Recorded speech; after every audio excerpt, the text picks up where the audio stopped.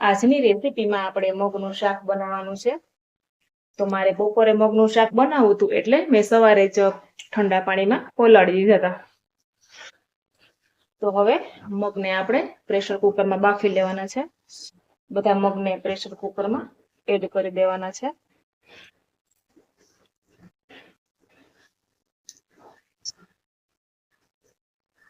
છૂટા મગ આપણે કરવાના છે એટલે પાણી આપણે ઓછું નાખવાનું છે.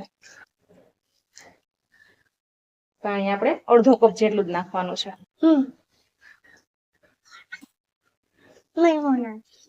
જરૂર મુજબ આપણે મીઠું ઉમેરવાનું છે. પ્રેશર કુકરમાં 2 સીટી થવા દેવાની છે. તો મગને આપણે પહેલા બાફી લેશું. મગને મેં બાફવા મૂકી દીધા છે. 2 સીટી થવા દેવાની છે.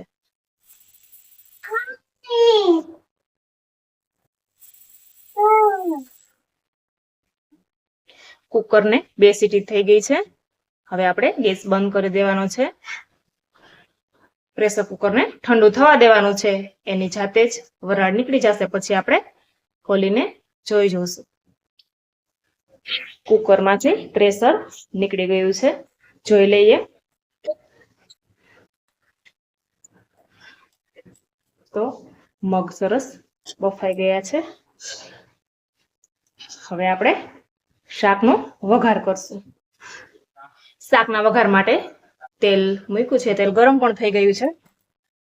સૌપ્રથમ આપણે રાઈ નાખવાની છે. રાઈ ફૂટી જાય એટલે આખું જીરું નાખવાનું છે. ત્યારબાદ મીઠી લીમડીના પાન, ત્યારબાદ ખાંડેલી લસણ વાળી ચટણી ઉમેરવાની છે.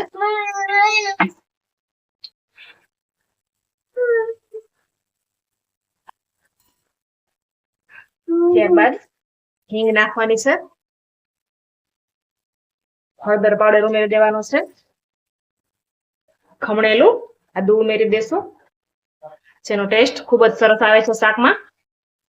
હવે બાફેલા મગ ઉમેરી દેવાના છે.